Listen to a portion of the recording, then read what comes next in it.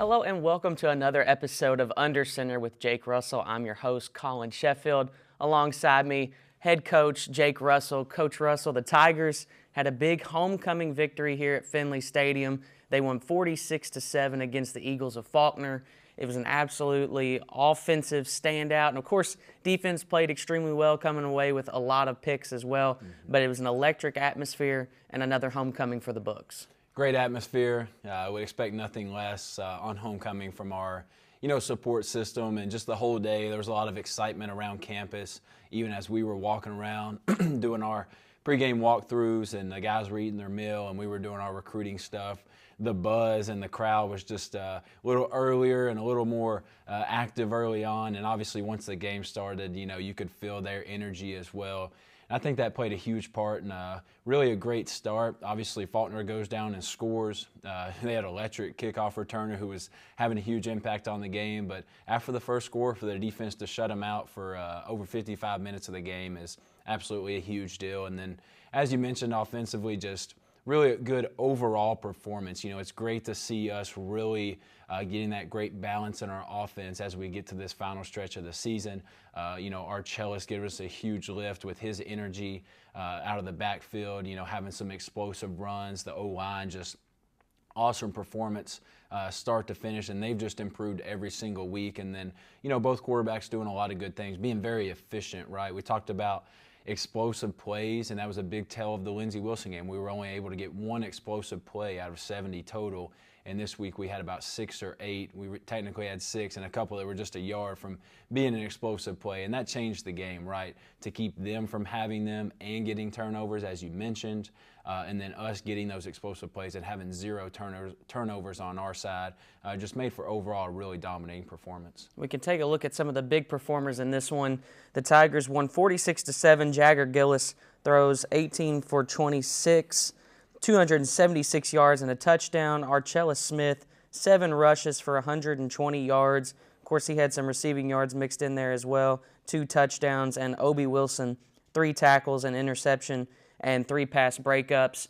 A couple pick sixes that got called back in the meantime. One for a block in the back, one for celebration mid-play, which I didn't even know was a thing. I was highly confused in the booth. I was still going off, I guess, of NFL rules. So that was confusing. But then you all were able to bounce right back. The offense, once again, stepping up big time. And one of the things I think we saw for the first time in this matchup was keeping the foot on the pedal the whole time for the offense. And we saw them kind of put their foot down and continue to hammer through and put points on the board. And that's what you're going to have to do against these better teams such as Bethel, Georgetown, and moving into the playoffs in those aspirations.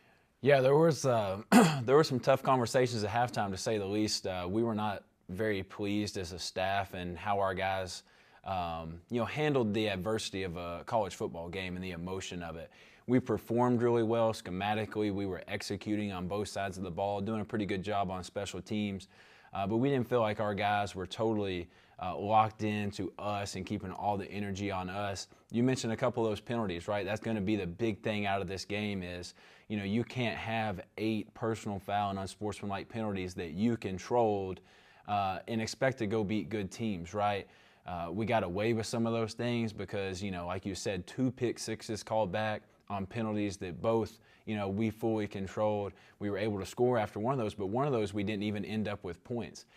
And when you're going to play, really good teams that come down, as we saw a couple weeks ago, even inches at a time, any free yards you're giving the other team, any points you're taking off the board are really going to be, a difference maker in the game. So we've got to really, build up some discipline in those things. Our team plays extremely hard with a lot of energy, a lot of passion. We practice like that intentionally. I think that's one of the reasons we've been able to have a lot of success this year is we're right on that edge that you want your football players to be on. But when they cross that line and the emotions of the game start to overtake your actions as a player, and even a little bit, I thought at points as a team, then we've got to stop and say, hey, if we really want to be serious about winning a championship and finishing 3-0 in this 3-game stretch that we're about to go into against really good competition, it's little things like that. It's not throwing and catching the football at this point. It's not making the block, making the tackle, covering the receiver. we've proven we have the ability and the willingness and the talent to do those things. It's going to come down to all these small things at the end of the day that are going to be the difference, that if we're sitting here in 3 weeks talking about the playoffs, or if we're sitting here doing the season in review show, it's those type of things that as a staff we believe are going to make the big difference. Now, I got to come over and listen to sort of the pitch that you give to the recruits before you head over and start more of your head coaching game day duties. Got to listen to that, and you came over and was talking to me and Khalil a little bit about how Archella Smith would play big in this one, and you thought he'd be a big difference maker. Yeah.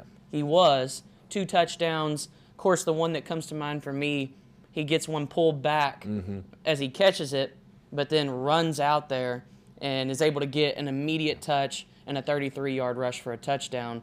So what was that for him? Why is he such a difference maker all of a sudden in this one? Running back's a position where you're going to go through 3 or 4 guys minimum over the course of the season at any level. It's one of those positions I look at as a former quarterback and think, how are those guys making it through any day? I mean, it's just a full speed collision, very physical position. And so having the depth, with CA and Trey and Archella and other guys have stepped in throughout the year, Elijah Robb, Kamarian Robinson, even a couple of the younger guys that got some reps there at the end. This is not a surprise to anybody in our program that Archella is making great plays on the football field. He's obviously very dynamic. He's kind of checks every box you would want from the running back position, right? He's got the speed on the 83-yard touchdown. He's got the shiftiness, right? And he's got some power as well. Now we're trying to really fine-tune all the small things with him that go beyond what can you do with the ball in your hand. He's obviously extremely talented and has the ability to do that. And now it's like, hey, can you get to the right depth on your route? Can you pick up the blitz? Can you do these small details that really, in the stands, you don't think about these things. You're just, oh my gosh, that guy is really good. He made this guy miss and scored a long touchdown. And he's really starting to do those things well. And we're going to need them, right? Obviously, some of those guys battling injuries and just the craziness of the position, we're going to need, as much depth in that position as we can get. He gave us a huge boost on Saturday, and hopefully he'll do that the rest of the year. Final quick thoughts about the atmosphere for homecoming. Just phenomenal. Our crowds have been great all year. The energy in the crowd, I thought, as the game went really well. I think the sun came out in the second half, and the weather got a little bit better, and everybody started to get a little more excited as, like I said, a couple of those calls went against us, and we deserved those things. The crowd really started to get into it, and I think that helped us. What you were talking about at the beginning is probably, I wouldn't say for the first time, but really encouraging to see the team go and kind of put the nail in the coffin and have one of those dominating victories. And we needed that. We need that as a team. Our guys needed to know that they can dominate an opponent in our conference like that. And although Faulkner's record may not show it up to this point, they had some really talented guys. I mean, some of the best players we've played all year were on that team Saturday. And just atmosphere is great. We got one left, obviously, in a couple weeks, which will be a big one for us. Hopefully a lot on the line in that one, and we need the best of the best from our support system. So. Well, we'll let you take a quick break, and when we come back, we'll sit down with Coach Ryan Beatty here on Under Center with Jake Russell.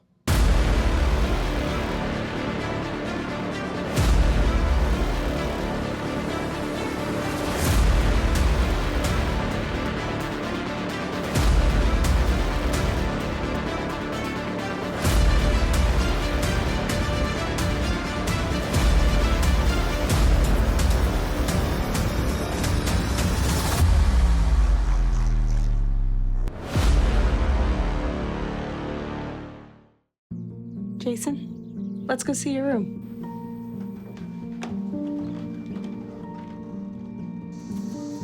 No, that's not right. How was it? Is it good?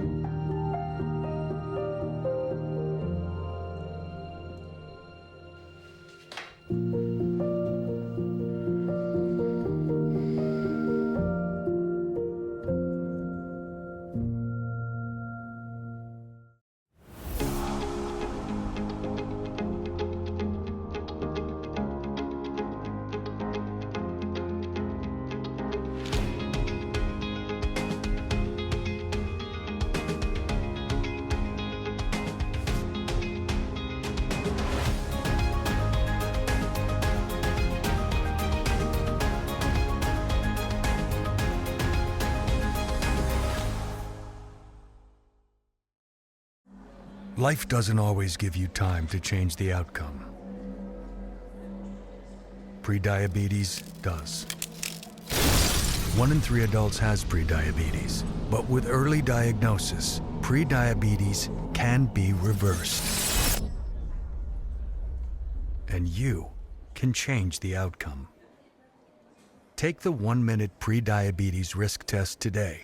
Go to doihaveprediabetes.org. Welcome back to Under Center with Jake Russell. I'm your host, Collin Sheffield. Alongside me here for the second segment is Coach Beatty. Coach Beatty is the coach of the secondary as well as a co-special teams coordinator.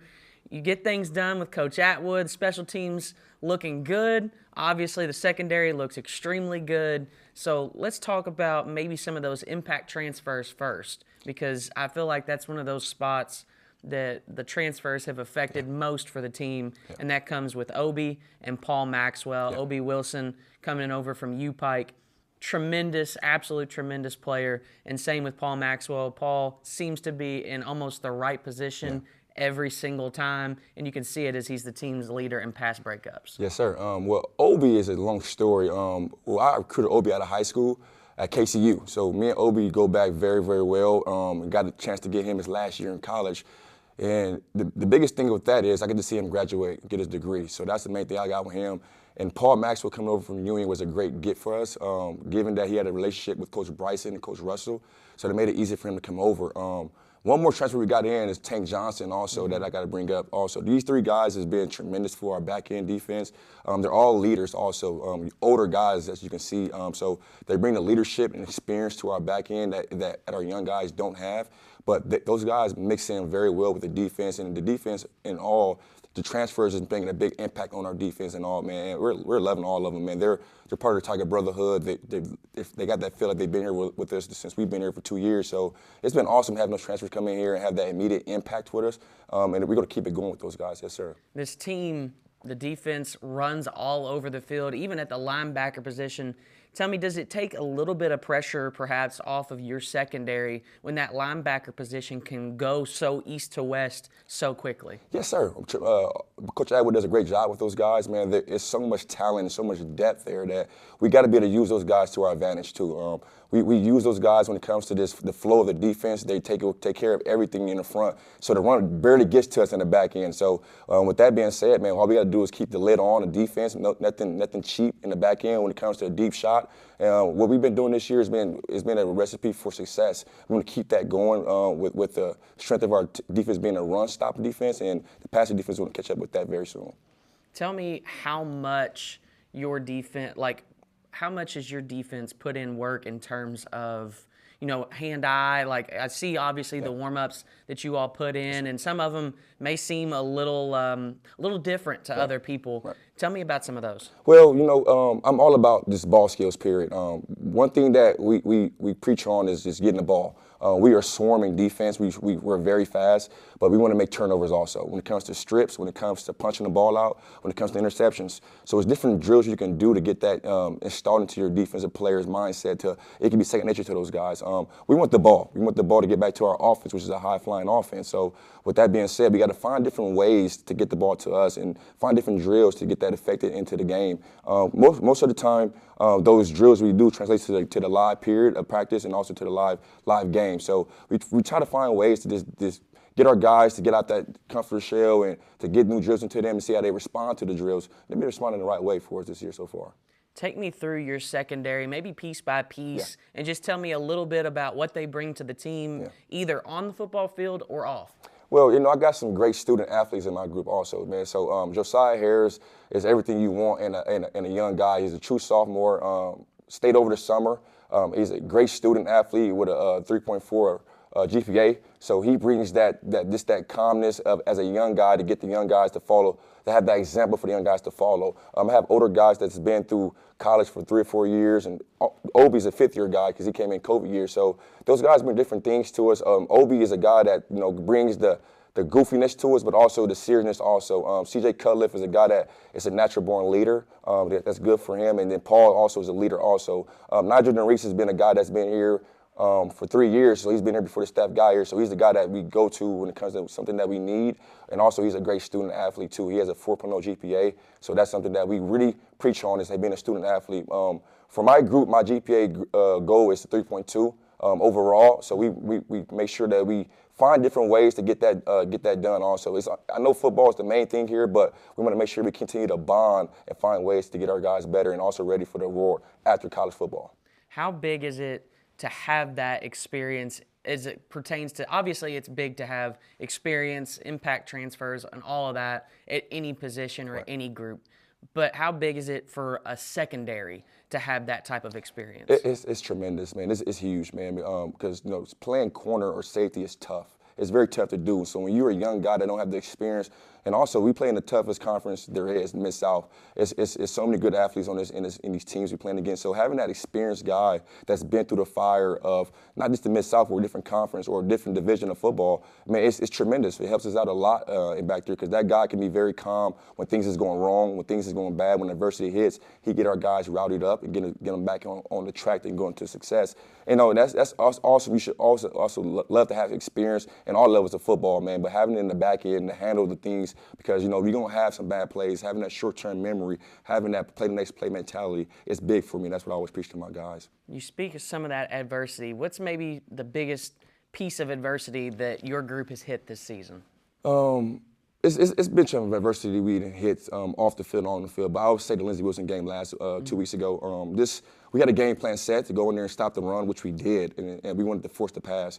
And they got a few passes. I think 4 passes that was very key for their win, and we gave that up in the secondary. And I was tough on my guys, man, because I expect a lot from my guys, and I expect our guys to make those plays on those passes they got on us. So with that being said, that's the biggest adversity we didn't experience so far, but we did a great job of bouncing back in the Faulkner game this past Saturday, and responding to the coaches and what we got called out by letting those fades get on us. So we did a good job responding this week, and I feel good about my guys going forward.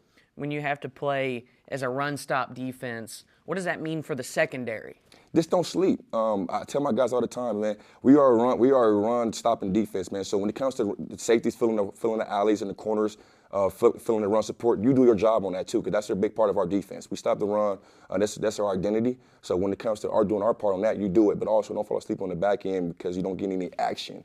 Stay awake back there the whole entire game, because it could be a quick play action pass. If you're asleep back there, it can cost us. So make sure that you're always awake back there, and also just know your assignment in the run also, because every 11 bodies on the team, they have a run assignment, and we do a good job of trying to do our assignment too. You've obviously been preparing for Bethel this week, big game this Saturday. So what is the key for your group against this Bethel squad? I think it's the same as the Lindsey Wilson, just stopping the run and forcing the pass. They're a very run-heavy team. They have some great receivers, though, so we want to make sure that we continue to do our job and staying awake and keeping the lid on the defense and keep not giving up any cheap, deep shots, and just staying awake, man. They're going to pass the ball also, so make sure that we're aware of it and make plays like we've been making all year. When the ball's in the air, attack the ball. That's what I want you to do. It's our ball like it's their ball, so make sure that we go up there and get it ourselves, but also just have fun, man. It's 3 games left. We got a lot to fight for, man, so don't feel like the season is done, and also just go out there and have fun and play fast with our guys. Well, Coach B, thank you for stopping by. I appreciate your time. Yes, sir. Thank you. When we come back, we'll sit down and talk with head coach Jake Russell about the upcoming matchup with Bethel here on Under Center with Jake Russell.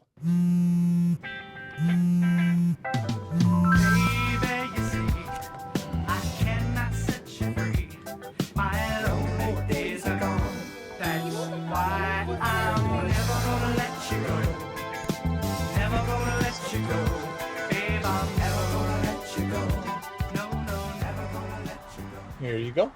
Thank you. Thank you. Never gonna let you go. Never gonna let you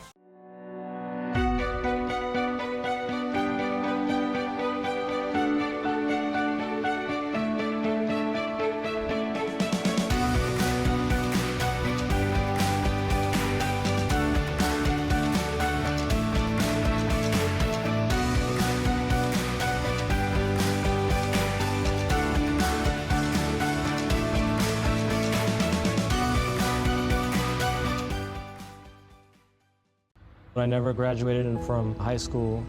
I realized I wanted to go back to school because I didn't want to work these back-breaking jobs the rest of my life. With the help of my father and having my son, that was all the motivation that I needed to come back to school. I felt accomplished, made me feel that I could take on whatever challenges life throws at you.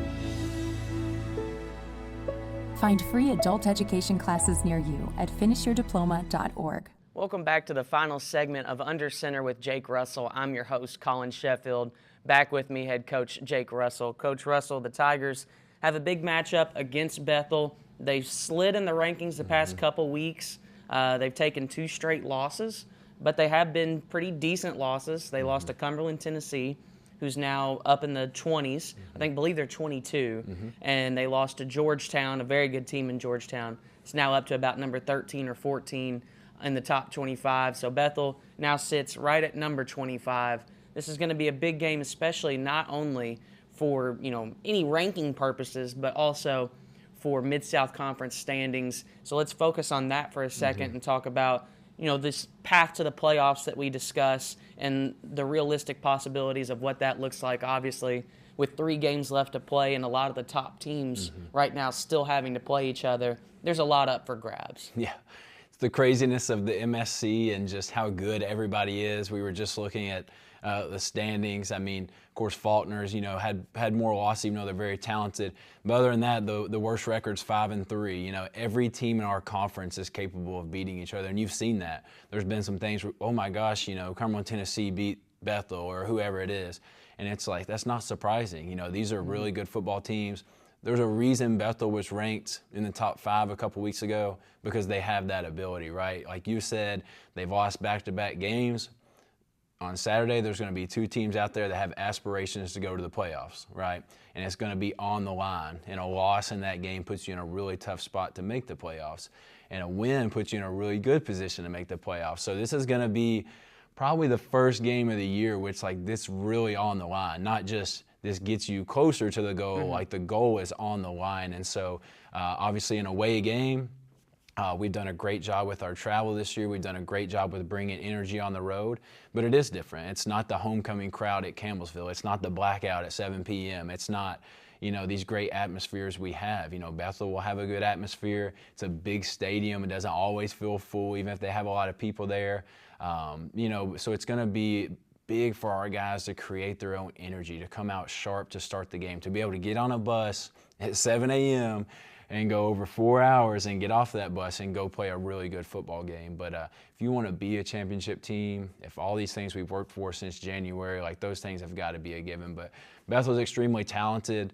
They're always just crazy talented on the defensive side and really good up front. They've always got, seems like some of these, transfer guys that are just wow, where'd these guys come from? And then offensively, they're a little bit different this year. They obviously lost, just an unbelievable quarterback that had started for them the last few years, and to me was one of the better NAI quarterbacks I've seen. And so they look a little different on offense, but they've still got these skill guys that have the ability to make explosive plays. They're running the football really well. It's going to be a great, great test for us, as every week is in our conference. So we're looking forward to it. I think your guys have handled the road pretty well. They're 3-1, minus the loss to Lindsay in a really nail-biter close one in a rivalry game just a few minutes down the road, even with, a pretty good Tiger crowd that was pretty full on the side. Of course, you're only a few minutes down the road, but even on the road further, you think about Weber and all that, where the crowd is a little more sparser on your side. I think the Tigers have done a much better job this year of creating that energy for themselves. Yeah, this will be a little bit of a unique one. You mentioned Lindsay, and I think our crowd, even at the end of the game there, was bringing a lot of energy to our sideline. Their bleachers are pretty close, so they were really pouring into our guys. Well, this game being further away, this game being a game that in reality, we're not maybe going to have a bigger crowd than the other team. It's going to, I don't think there's stands on the away side, if I remember right. So we're going to have to really do a good job of, a lot of juice on the sideline, a lot of energy, just handling the adversities of an away game like that.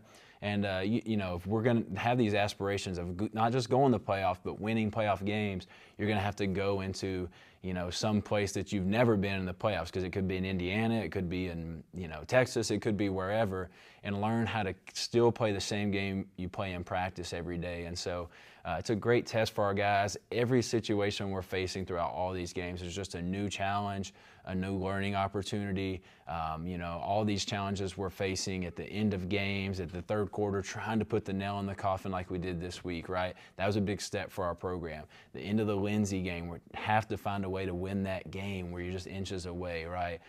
The Cumberland, Tennessee game where it was tied with 3 minutes to go and we ended up winning by 2 scores. So all these things are gaining a lot of value, and we're going to face those situations, and we're probably going to face something like that Saturday against a really good team that's really motivated.